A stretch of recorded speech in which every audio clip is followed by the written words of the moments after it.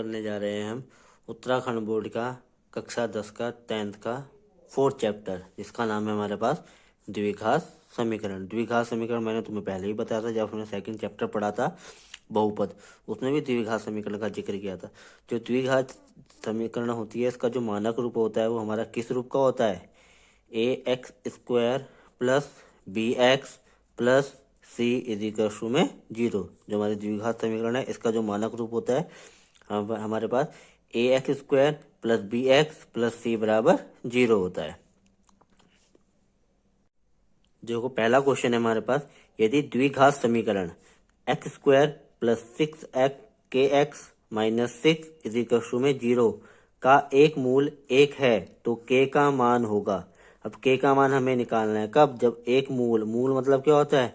हम इस इक्वेशन में x की जगह पर 1 रखेंगे तो इसकी वैल्यू कितनी आ जाएगी? 0 आ जाएगी। ठीक है, तो हमने रखा, देखो x एक समीकरण का एक मूल है, इसलिए समीकरण को क्या करेगा? हमारा संतुष्ट करेगा। तो जहां जहां हमें x दिख रहा था, x की जगह पे हमने क्या रख दिया? 1 पुट करा, तो 1 का स्क्वायर प्लस k1 माइनस 6 इजिकल्स में 0। 1 का स्क्वायर क्या होता है? 1 होता है, प्लस k1 जा k माइनस का 6 इजिकल्स में 0। ये प्लस का 1 है, ये माइनस का 1 है, प्लस माइनस माइनस, 6 में से 1 गया 5, दोनों में बड़ा कौन है? 6। 6 का साइन क्या है? माइनस, तो माइनस का 5 इक्वल्स में 0। तो माइनस का 5 जब इक्वल्स के उधर जाएगा तो क्या हो जाएगा? k बराबर 5। अतः हमारा कौन सा विकल्प सही है? देखो कौन सा विकल्प सही आ रहा है इसमें से? 5वां सही आ रहा है ना, 5 मतलब सी। अतः विकल्प सी हमारा क्या होगा? सही होगा। क्वेश्चन नंबर देखो सेकंड क्या है? द्विघात समीकरण 2x² माइनस 4x प्लस 3 इजिकल्स में 0 का विविधकर होगा। विविधकर का मतलब क्या होता है? कि डिस्क्रीमेंट। डिस्क्रीमेंट हमारे पास 3 केस चलते हैं डिस्क्रीमेंट के लिए। हम डिस्क्रीमेंट निकालते कैसे? d बराबर b² माइनस 4ac से। ठीक है, तो d बराबर b² माइनस 4ac होता है। इसमें हमारे 3 केस निकलते हैं। पहला केस आता है b² माइनस 4ac की जो वैल्यू जब 0 से क्या होगी? बड़ी होगी, ये हमेशा बड़ा आएगा। तो दो अलग अलग मूल आते हैं। ठीक है, दोनों मूल क्या होंगे? हमारे पास अलग अलग होंगे। एक केस बनता है हमारे पास b² माइनस 4ac, ये किसके इक्वल होता है? जब 0 के इक्वल होता है। तो दो मूल तो आएंगे, लेकिन कैसे मूल आएंगे? दो समान मूल आएंगे। फिर तीसरा केस बनता है b² माइनस 4ac, ये हमारा क्या होता है? Less than 0। जब 0 से छोटा आएगा तो मूलों का अस्तित्व ही नहीं होगा, तो इस केस में हम मूल ही नहीं निकाल पाएंगे। ठीक है, जो को हमारे को इस क्वेश्चन में दिया था, द्विघात समीकरण 2x² माइनस 4x प्लस 3 इजिकल्स में 0 का विविधकर होगा। हमें d की वैल्यू निकालनी है इसमें। तो ऑप्शन दे रखे हैं ये हमें, तो हमने कहा समीकरण की तुलना ax² plus bx plus c इजिकल्स में 0 से करने पर। तो a बराबर कितना होगा? यहाँ पे देखो a की जगह पे क्या है? यहाँ लिखा हुआ 2 है, तो a की वैल्यू 2। b की वैल्यू देखो यहाँ क्या है? 4, तो b की 4, और यहाँ प्लस है या माइनस है? Plus minus minus 4। और c की वैल्यू प्लस का 3 है, तो c की वैल्यू 3। विविध कर हम कैसे निकालते थे? अभी बताया था मैंने, d बराबर इक्वल्स टू में b² माइनस 4ac। तो d b² minus 4ac, b की वैल्यू रखी माइनस का 4 का स्क्वायर माइनस 4 इंटू 2 इंटू 3, 4 2 जा 8, 8 3 जा 24, और 4 का स्क्वायर 16, माइनस का स्क्वायर करेंगे प्लस हो जाएगा। 16 में से 24 गया माइनस का 8, तो इसका d की वैल्यू क्या निकल के आ गई? हमारा ऑप्शन नंबर d क्या हो जाता है? सही हो जाता है। यदि थर्ड क्वेश्चन, यदि द्विघात समीकरण x² minus 6x plus k equals to 0 के मूल समान है तो k का मान होगा। अब देखो क्या कंडीशन डाली है? मूल समान। मूल समान हमारे कब होते थे? जब d की वैल्यू 0 के इक्वल आती थी। तो ठीक है, पहले हमने वही करा, समीकरण की तुलना ax² plus bx plus c बराबर 0 से करने पर a की वैल्यू हमारी 1 निकल के आई, b की वैल्यू हमारी माइनस के 6 निकल के आई, और c की वैल्यू यहाँ से हमारी k निकल के आई। मूल समान होने पर b² माइनस 4ac की वैल्यू किसके इक्वल होती है? 0 के इक्वल होती है, तो इसको 0 के इक्वल रखा। b की वैल्यू हमारी क्या थी? माइनस 6 का स्क्वायर माइनस 4, a की वैल्यू 1 और c की वैल्यू k, 4k, तो 4k आ गया, 6 का स्क्वायर 36, माइनस का 4k आगे जाएगा तो प्लस का 4k हो जाएगा, और ये 4 मल्टीप्लाई में था तो कहाँ जाएगा? डिवाइड में। 4 से 36 को काटेंगे, कितने टाइम कटेगा? 9 टाइम, तो k की वैल्यू निकल के आ जाएगी 9। तो कौन सा ऑप्शन नंबर सही हो जाता है? हमारा सी ऑप्शन। अतः विकल्प सी हमारा सही है। फोर्थ क्वेश्चन, द्विघात समीकरण एक्स स्क्वायर माइनस 9 बराबर 0 को हल कीजिए। यहाँ से हमें एक्स की वैल्यू निकाल के लानी है। तो x square minus 9 equal to में 0 था, ये माइनस का 9 था, पीछे जाके इक्वल टू को दूसरी तरफ जाके किसका हो जाएगा, प्लस का 9 हो जाएगा। एक्स ये स्क्वायर था, जब हम इसको इक्वल टू को दूसरी तरफ भेजेंगे तो ये अंडर रूट बन जाता है, और जब अंडर रूट बनता है तो उसके बाद हमारा क्या साइन आ जाता है, प्लस माइनस अंडर रूट 9, और अंडर रूट 9 को हम क्या लिख सकते हैं, 3। तो x की वैल्यू आ गई प्लस माइनस 3। तो x की वैल्यू यहाँ से 2 निकल जाती है, एक प्लस का 3 और एक माइनस का 3, ये हमारा आंसर। मैंने पहले भी कहा था जितनी मैक्सिमम पावर होगी हमारी x की वैल्यू भी उतनी ही क्या निकलेगी, लाइज करेगी। तो यहाँ x की मैक्सिमम पावर 2 थी, तो आंसर भी हमारे क्या निकले हैं, 2 निकले हैं। द्विघात समीकरण 9x square minus 3x minus 20 बराबर 0 के मूल ज्ञात कीजिए। इसमें हमें क्या निकालना है, इसका मूल। तो हमने इक्वेशन लिखी 9x square minus 3x minus 20 equal to 0। 20 की मल्टीप्लाई कराएंगे हम क्या, एक्स स्क्वायर के कोफिशिएंट के साथ। जब हमने एक्स स्क्वायर के कोफिशिएंट के साथ 20 की मल्टीप्लाई कराई तो क्या था 9, तो 29 जा 180। तो 180 के मुझे ऐसे दो फैक्टर निकालने हैं जिसको यहाँ पे साइन क्या है, माइनस, जिनको माइनस करके हमारा क्या है, ये वाला नंबर आए, कितना 3। ऐसे दो नंबर जिनको माइनस करके 3 आए, और उन्हीं दो नंबर की मल्टीप्लाई करके ये नंबर आया 180। तो क्या निकलते हैं, 15 और 12, 15 में से 12 गया 3, और 15 12 180। ठीक है, तो हमने जो स्प्लिटिंग द मिडिल टर्म बीच की जो टर्म थी इसको स्प्लिट करा है। 9x स्क्वायर माइनस ब्रैकेट लगाया 15x माइनस 12x माइनस के 20 इक्वल टू में 0। जब हमने क्या करा, ब्रैकेट ओपन करा, जो माइनस का 15 बन गया, माइनस प्लस का 12x माइनस 20। इन दोनों में से क्या कॉमन आ रहा है, हमारा 3 आ रहा है एक तो कॉमन, और यहाँ से x कॉमन आ रहा है, क्योंकि 3 3 जा 9, अंदर बच जाएगा 3, और एक्स स्क्वायर था, एक x कॉमन आएगा तो एक x, माइनस था, माइनस लगाया, 15 में से मेरा 3 कॉमन चले गया, तो कितना बच गया है, 5 बच गया, 5 3 जा 15। ऐसे ही प्लस का साइन था, प्लस लगाया, इन दोनों में से मेरा क्या कॉमन निकल रहा है, मेरा 4 कॉमन निकल रहा है। यहाँ से बच जाएगा मेरा 3x माइनस 5, मैंने पहले ही बताया था, जो आगे बचता है वही हर कंडीशन है, पीछे बचना चाहिए। तो 3x माइनस 5 यहाँ भी है, 3x माइनस 5 यहाँ भी है, 3x माइनस 5 मेरा कॉमन आ गया, इधर से मेरा 3x बच गया, इधर से प्लस का 4 बच गया, इक्वल टू में 0। जब 3x माइनस 5 इक्वल टू में 0, तो 3x बराबर माइनस का 5 तो इक्वल टू की तरफ जाके प्लस का 5, और यहाँ से x की वैल्यू कितनी आ जाएगा, 5/3। और जब 3x प्लस 4 बराबर 0, तो 3x इज इक्वल टू में प्लस का 4 था, इधर जाके माइनस का 4, तो x बराबर माइनस के 4/3। यहाँ से हमारी समीकरण के जो मूल निकल जाते हैं वो निकल जाते हैं 5/3 कॉमा माइनस के 4/3। देखो कितने मूल निकले हैं, 2 मूल, क्योंकि जो हमारी इक्वेशन थी मैक्सिमम पावर कितनी थी, यहाँ पे 2 थी, तो 2 ही मूल निकलेंगे हमारे। अगला क्वेश्चन है 6th क्वेश्चन, के किस मान के लिए द्विघात समीकरण x square minus k x plus 4 बराबर 0 के मूल बराबर होंगे। ठीक है, हमारे किस में क्या करनी है, के की वैल्यू निकालनी है, कब, जब मूल बराबर होंगे। तो हमने x square minus k x plus 4 बराबर 0 की तुलना a x square plus b x plus c बराबर 0 से करने पर ए की वैल्यू क्या निकल के आ गई, यहाँ से 1, बी की वैल्यू क्या निकल के आ गई, माइनस के, और सी की वैल्यू क्या निकल के आ गई, यहाँ से 4। तो मूल समान होने पर जब हमारा विभेदकर समान होता है, डी की वैल्यू समान होती है, तो क्या हो जाती है, वो इक्वल टू के 0 के इक्वल हो जाती है। तो b square minus 4ac is equal to में 0। बी स्क्वायर की वैल्यू माइनस के का स्क्वायर माइनस 4, ए की वैल्यू 1 और सी की वैल्यू 4, 4 4 जा 16, के स्क्वायर माइनस 16, के का स्क्वायर करा के स्क्वायर हो गया, माइनस का स्क्वायर करेंगे तो प्लस का के हो जाएगा। इसको में इक्वल टू में 0, माइनस का 16 था, दूसरी तरफ जाएगा प्लस का 16 हो जाएगा। अब प्लस का 16 हो गया, के स्क्वायर बराबर 16, अच्छा स्क्वायर था इज इक्वल टू दूसरी जगह प्लस माइनस रूट 16। अभी क्योंकि बताया था अंडर रूट जब स्क्वायर जब इज इक्वल टू के दूसरी तरफ जाता है तो प्लस माइनस के रूप में जाता है। 16 किसका होता है, हमारा 4 का, तो के की वैल्यू आ जाएगी प्लस माइनस 4, ये हमारा आंसर नंबर या 4 नंबर में पूछे जाते हैं। तो क्वेश्चन नंबर 7 है, ऐसी दो संख्याएं ज्ञात करो जिनका योग कितना हो 27 है और उनका गुणनफल कितना है 182 है। तो हमें दो संख्या निकालनी है, तो हमने माना पहली संख्या कितनी मान ली हमने x, तो दूसरी संख्या क्या हो जाएगी मेरी 27 माइनस x। ये कैसे बना, जो कह रहे थे ना दो संख्याएं हैं, अगर एक संख्या मान लो मैंने 10 मान ली और दूसरी संख्या मैंने कहा दो संख्याओं का योग 20 था, तो दूसरी संख्या ऑटोमेटिकली मेरी क्या बन जाएगी 10 बन जाएगी। तो यहाँ पे हमारा देखो क्या था, दो संख्याएं थी, हमने पहली संख्या मानी x, तो दूसरी संख्या निकल के आ जाएगी 27 माइनस x, क्योंकि इसमें से पहली को माइनस करेंगे तो दूसरी हमारी ऑटोमेटिकली बन जाएगी। प्रश्नानुसार क्या कह रहे थे वो, दोनों संख्याओं को जो गुणनफल है वो कितना है, 182 है। तो दोनों संख्या, पहली संख्या मैंने x रखी, दूसरी संख्या 27 माइनस x, दोनों का गुणनफल कराया, मल्टीप्लाई कराया, तो कितना मिल गया मुझे, 182। अब x की मल्टीप्लाई 27 से होगी तो 27x माइनस था, माइनस x की x से होगी तो x square is equal to 182।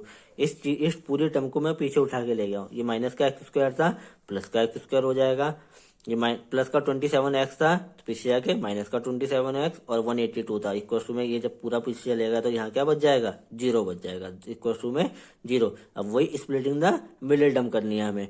यहाँ पे 182 है, 182 की मल्टीप्लाई एक्स स्क्वायर के कोएफिशिएंट के साथ, तो 182 बन जा 182। 182 के ऐसे दो फैक्टर जिनको यहाँ पे देखो साइन क्या है, प्लस, प्लस करके क्या मिले मुझे, 27 मिले। ऐसे दो नंबर जिनको प्लस करके 27 मिले, और उन्हीं दो नंबर की मल्टीप्लाई करके क्या मिले, 182 मिले। तो क्या बन जाते हैं वो, 13 और 14, 13 14 27 और 13 14 182, मल्टीप्लाई कराएंगे उनकी तो 182। तो हमने ये करा, यहाँ पे 27x को जब हमने स्प्लिट करा तो x square minus 13x plus 14x plus 182 is equal to में 0। जब हम ब्रैकेट ओपन करेंगे माइनस प्लस, यहाँ क्या बन जाएगा हमारा, माइनस बन जाएगा। अब इस वाले में और इस वाले में हमें क्या करना है, कॉमन लेना है। तो इन दोनों में से क्या कॉमन आ रहा है, x कॉमन आ रहा है, इधर से क्या बच जाएगा x, और इधर से माइनस का 13, बाहर माइनस था माइनस। इन दोनों में से क्या कॉमन आ रहा है, 182 को अभी हम देखो लिखा था, क्या लिखा था, 13 मल्टीप्लाई 14, जब 13 मल्टीप्लाई 14 है, 14 यहाँ भी है, मतलब 14 यहाँ भी है, तो 14 मेरा क्या आ जाएगा, कॉमन आ जाएगा, इधर से बच गया x माइनस प्लस माइनस, अंदर बच गया 13। मैंने कहा था जो आगे बचता है वही पीछे बचेगा, तो यहाँ देखो दोनों तरफ से क्या कॉमन आ जाएगा, x माइनस 13, और इधर इधर से x बच गया, इधर से माइनस का 14, x minus 14 is equal to में 0। जब x minus 13 is equal to में 0, जब पहले हम इसको एक बार 0 के इक्वल रख रहे हैं, तब x की वैल्यू निकल के क्या आएगी, 13। जब तो x की वैल्यू 13, हमने पहली संख्या क्या मानी थी, 13 मानी, x मानी थी, तो x की वैल्यू 13 आ गई। तब एक संख्या 13 है तो दूसरी संख्या ऑटोमेटिकली क्या बन जाएगी, 14। जब x minus 14 is equal to में 0, तो x की वैल्यू 14, और जब पहली संख्या हमारी 14 हो जाएगी तो दूसरी संख्या हमारी क्या निकल जाएगी, 13। हमारे इसके क्या बन जाएंगे, आंसर बन जाते हैं। जो क्वेश्चन नंबर 8, रोहन की माँ उससे 26 वर्ष बड़ी है, उन दोनों की आयु का गुणनफल अब से 3 वर्ष पश्चात 360 हो जाएगा। रोहन की वर्तमान आयु ज्ञात कीजिए। हमें क्या निकालना है, रोहन की वर्तमान आयु, तो हमें जो निकालना होता है उसे ही हम क्या मान लेते हैं, x मान लेते हैं। तो हमने माना रोहन की वर्तमान आयु x वर्ष। अगर रोहन x वर्ष का है तो उसकी माताजी कितने आयु की हो जाएगी, तो उससे 26 वर्ष बड़ी है ना, तो x प्लस 26। प्रश्नानुसार कहा है हमें 3 वर्ष पश्चात, 3 वर्ष पश्चात रोहन की आयु क्या हो जाएगी, रोहन की आयु, अगर रोहन अभी x साल का था तो 3 साल बाद x प्लस 3 हो जाएगा। यहाँ पे तुम x 3 इंटू मल्टीप्लाई मत करना, हम क्या करते हैं आयु में, हम प्लस करते हैं, हमेशा प्लस या माइनस करेंगे, ठीक है।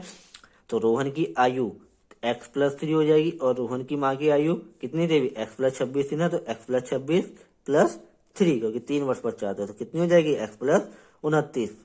तो हमें कह रहे थे ये 3 वर्ष बचा उनकी जो आयु का गुणनफल हो जाएगा वो कितना हो जाएगा, 360। तो x प्लस 3 और x प्लस 29 का मल्टीप्लाई करा के हमारा कितना मिल जाएगा हमें, 360। हमने कराया, x की मल्टीप्लाई कराएंगे जब x से तो कितना हो जाएगा, एक्स स्क्वायर, x की 29 से 29x, 3 की x से 3x, और 3 के 29 से 87, सारे प्लस में सारे प्लस में, इक्वल टू में 360।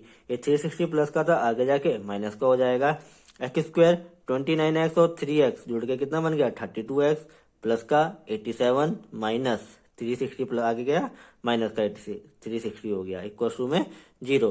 तो x square plus 32x minus 87 में 360 को माइनस करेंगे तो कितना बच जाएगा हमारा, माइनस का 273 इज इक्वल टू में 0। अब वही हमें यहाँ पे क्या करना है, स्प्लिटिंग द मिडिल टर्म करनी है। स्प्लिटिंग द मिडिल टर्म हम कैसे करते हैं, अब हम सबको पता है क्या करते हैं, 273 की मल्टीप्लाई कराएंगे हम किसके साथ, एक्स स्क्वायर के कोएफिशिएंट के साथ, तो 273 बन जा 273। 273 के ऐसे फैक्टर जहाँ पे साइन क्या है, माइनस, जिनको माइनस करके हमें ये वाला नंबर मिले 32 मिले, तो 39 माइनस 7 32, और उन्हीं दो नंबर की मल्टीप्लाई करके हमें क्या मिले 273 मिले, तो ये हमारा 32 माइनस 7 हो जाता है।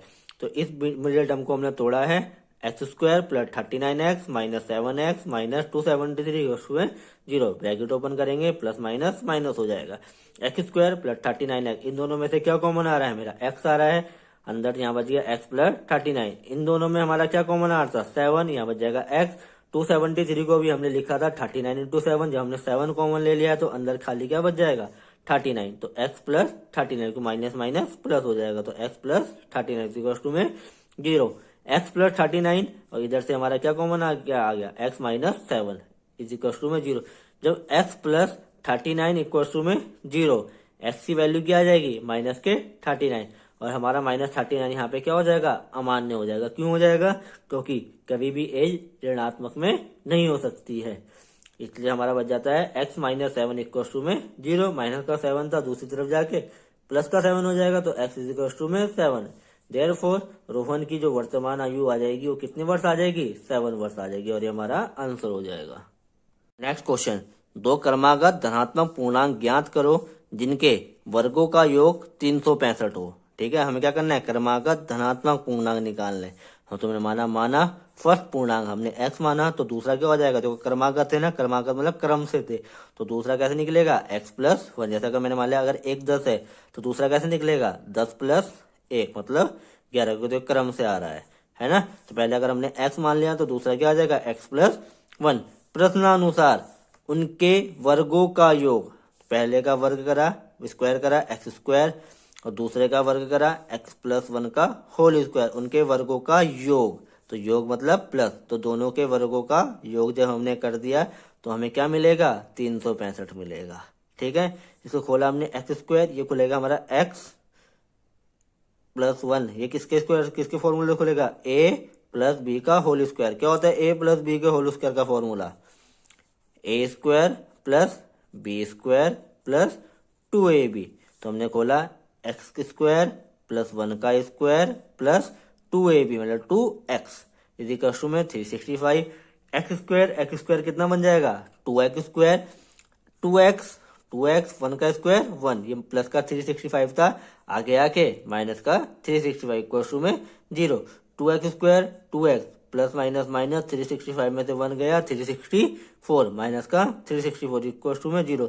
और देखो ये भी 2 से कट रहा है, ये भी 2 से कट रहा है, और ये टर्म भी हमारी 2 से कट रही है, तो हमने क्या कर दिया, 2 से भाग देने पर, जब हमने पूरे उसको 2 से भाग दे देंगे तो हमारा टर्म क्या बच जाएगी, x square plus x minus 182 is equal to में 0। अब वही 182 की मल्टीप्लाई इसके कोएफिशिएंट के साथ करानी है, तो 182 की जब मल्टीप्लाई 82 की मल्टीप्लाई जब हम यहाँ देखो साइन क्या है, माइनस, तो ऐसे दो नंबर निकालने हैं जिनको माइनस करके क्या मिले हमें, इसका कोएफिशिएंट, एक्स का कोएफिशिएंट यहाँ क्या है 1, ऐसे दो नंबर जिनको माइनस करके 1 मिले और उन्हीं दो नंबर की मल्टीप्लाई करके क्या मिले 182 मिले, तो क्या बनेंगे 14 माइनस 13, 14 में 13 गया 1 और 14 मल्टीप्लाई 13 इज इक्वल टू 182।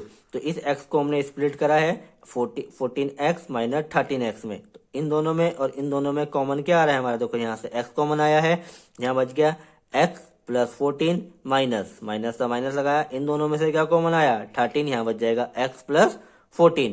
देखो x प्लस 14 यहाँ भी है, x प्लस 14 हमारा यहाँ भी है, तो x प्लस 14 मेरा क्या आ जाएगा, कॉमन आ जाएगा, इधर से बच जाएगा x माइनस 13 इक्वल टू में 0। जब x प्लस 14 इक्वल टू में 0, तब x की वैल्यू क्या आएगी, माइनस के 14, और जो क्या हो जाएगी, अमान्य हो जाएगी। अमान्य क्यों हुई है, देखो क्वेश्चन में कहा था दो क्रमागत है और कैसे हैं, धनात्मक, और हमारा यहाँ x किस में आ गया है, ये 14 ऋणात्मक में, तो इसलिए क्या हो जाएगा, अमान्य। और जब x माइनस 13 इक्वल टू में 0, तो x की वैल्यू माइनस का 13 था, उधर जाके प्लस का 13, तो x की वैल्यू क्या आ जाएगी, प्लस के 30। जब हमारे को धनात्मक मिल गया है तो पहला पूर्णांक हमारा बन जाएगा 13 और सेकंड पूर्णांक बन जाएगा हमारा 13 प्लस 1 इज इक्वल टू में 14, ये बन जाएगा हमारा आंसर। 10th क्वेश्चन है, देखो एक समकोण त्रिभुज की ऊंचाई उसके आधार से 7 सेंटीमीटर कम है, यदि कर्ण 13 सेंटीमीटर हो तो अन्य दो भुजाएं ज्ञात करो। ठीक है, हमें दो भुजाएं निकालनी है, तो हमने माना समकोण त्रिभुज का आधार हमने मान लिया कितना है, x सेंटीमीटर है, समकोण त्रिभुज का कर्ण हमें दे रखा है 13 सेंटीमीटर है, समकोण त्रिभुज की जो ऊंचाई हो जाएगी, यहाँ क्या कहा है, देखो त्रिभुज की ऊंचाई उसके आधार से 7 सेंटीमीटर कम है, तो जो हमने आधार x माना है x माइनस 7 का कम है, अगर ज्यादा कहते तो हम क्या कर देते, प्लस कर देते। यहाँ कम का है तो x माइनस 7 सेंटीमीटर बन जाएगा हमारा। अब समकोण त्रिभुज है, समकोण त्रिभुज में हमारी क्या थ्योरम अप्लाई होती है, पाइथागोरस प्रमेय अप्लाई होती है। तो हम लगाया पाइथागोरस प्रमेय से क्या होता है पाइथागोरस प्रमेय, कर्ण का स्क्वायर इज इक्वल टू में ऊंचाई का स्क्वायर प्लस आधार का स्क्वायर, मतलब हाइपोटेनस का स्क्वायर इक्वल टू में हाइट का स्क्वायर प्लस बेस का स्क्वायर। कर्ण हमारा कितना था 13 सेंटीमीटर, तो 13 रख दिया हमने, 13 का स्क्वायर इज इक्वल टू ऊंचाई हमने निकाली थी अभी x माइनस 7, तो x माइनस 7 का स्क्वायर प्लस आधार हमने माना है कितना है x, तो x स्क्वायर। 13 का स्क्वायर कितना होता है 169, तो हमने 169 रख दिया। x माइनस 7 ये बन गया हमारा a माइनस बी का होल स्क्वायर का फॉर्मूला क्या होता है वो a square plus b square minus 2ab, तो यहाँ पे माइनस x स्क्वायर 7 का स्क्वायर करेंगे 7 स्क्वायर माइनस 2, a की जगह पे x है और b की जगह पे 7 और 2ab प्लस का x square. 169 is equal to x square 7 का स्क्वायर 49, 2 7 जा 14, साथ में x था तो x प्लस का x स्क्वायर। अब इस चीज को हम क्या करेंगे 169 को पीछे लेके आएंगे, तो ये x स्क्वायर जुड़ के कितना बन जाएगा 2x स्क्वायर माइनस का 14x प्लस का 49, 169 प्लस का तब आगे आके माइनस का 169 इज इक्वल टू में 0, x square plus 49 minus 14x plus x square.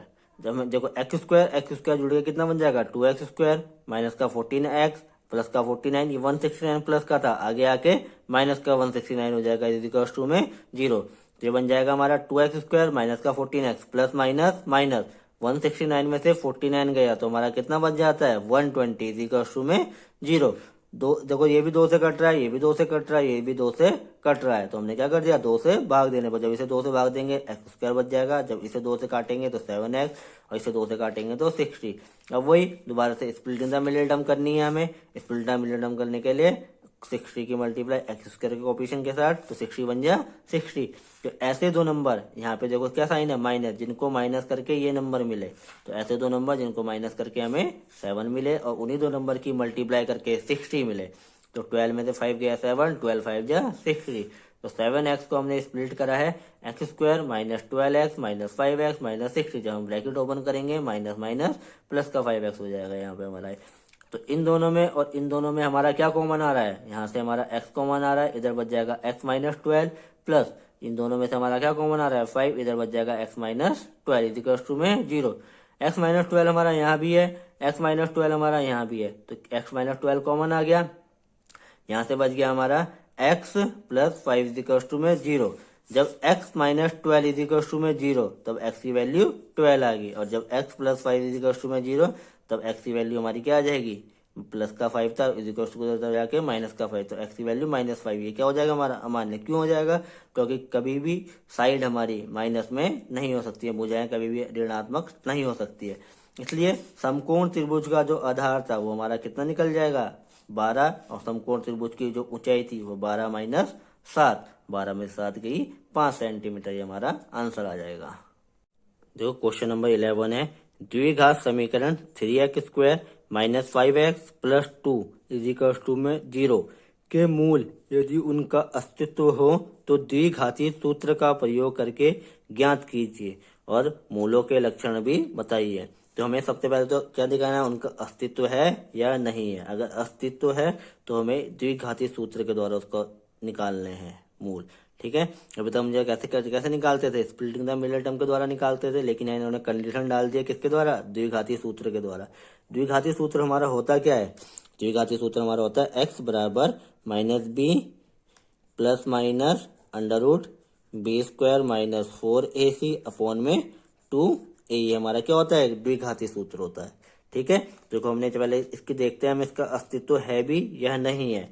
तो समीकरण की तुलना ax square plus b x plus c equal to 0 से करने पर a की वैल्यू देखो क्या निकल के आई यहाँ से 3, b की वैल्यू क्या निकल के आई माइनस के 5 और c की वैल्यू निकल के क्या आई 2। अब हम इसके क्या देखते हैं, इसका अस्तित्व है या नहीं। अस्तित्व देखने के लिए हम क्या करते थे, हमें पता है सबको, हम इसका विविध कर चेक करते थे, डिस्क्रिमिनेंट चेक करते थे, डी की वैल्यू निकालते थे। डी बराबर बी स्क्वायर माइनस 4ac होता है, बी की वैल्यू हमने माइनस के 5 का स्क्वायर रखी माइनस 4, ए की वैल्यू हमारी 3 आई और बी की वैल्यू सी की वैल्यू हमारी 2 आई। 4 3 जा 12, 12 2 जा 24 और 5 का स्क्वायर 25। 25 में से 24 गया तो डी की वैल्यू क्या है हमारे पास 1। अब जो 1 है ये 0 से बड़ा है, अतः मूलों का अस्तित्व है तथा उनके जो हमारे को क्या पूछा थे लक्षण क्या होंगे मूल के, तो मूलों के जो लक्षण होंगे दो अलग अलग मूल होंगे। हमने बताया था जब डी की वैल्यू 0 से बड़ी होती है तो दो अलग अलग मूल आते हैं। जब 0 के इक्वल आती है तो हमारे कितने मूल आते हैं, दो मूल आते हैं और दोनों समान मूल आते हैं। और जब 0 से छोटी आ जाती है डी की वैल्यू तब कोई भी अस्तित्व नहीं होता। ठीक है, तो दो अलग अलग मूल होंगे। अब हमें कहा था द्विघाती सूत्र, अभी मैंने बताया था x बराबर minus b plus minus under root b square minus 4ac upon में 2a से x माइनस तो फॉर्मूले का माइनस था और b की वैल्यू क्या थी मेरी माइनस के 5 plus minus under root b की वैल्यू माइनस के 5 का स्क्वायर माइनस 4 a की वैल्यू 3 और c की वैल्यू 2। ये चीज अभी हमने ऊपर भी सॉल्व करी थी यहाँ पे। ठीक है, बी स्क्वायर माइनस 4ac हम डायरेक्ट भी यहाँ पे वैल्यू रख सकते हैं। Minus minus plus 5 plus minus under root 5 का स्क्वायर 25, इसको सॉल्व करके 24, 25 में 24 गया 1 अंडर रूट और 1 किसका होता है 1 का, तो 5 प्लस माइनस 25 माइनस 24 हो गया था अपॉन में 6।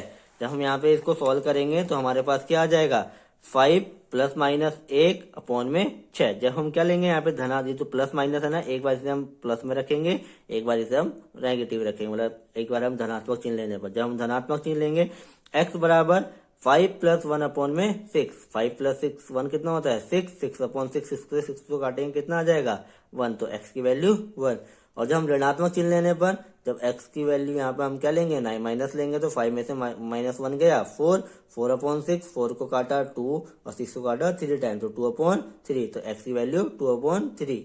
देयरफॉर समीकरण के मूल 1 व 2/3 होंगे। ये हमारा आंसर आ जाता है। यह है चैप्टर का लास्ट क्वेश्चन और सबसे मोस्ट इम्पोर्टेंट क्वेश्चन जो तुम्हारे पेपर में 100 एंड 100% देखने को जरूर मिलेगा। देखो क्वेश्चन नंबर 12 है, एक रेलगाड़ी एक समान चाल से 360 किलोमीटर की दूरी तय करती है।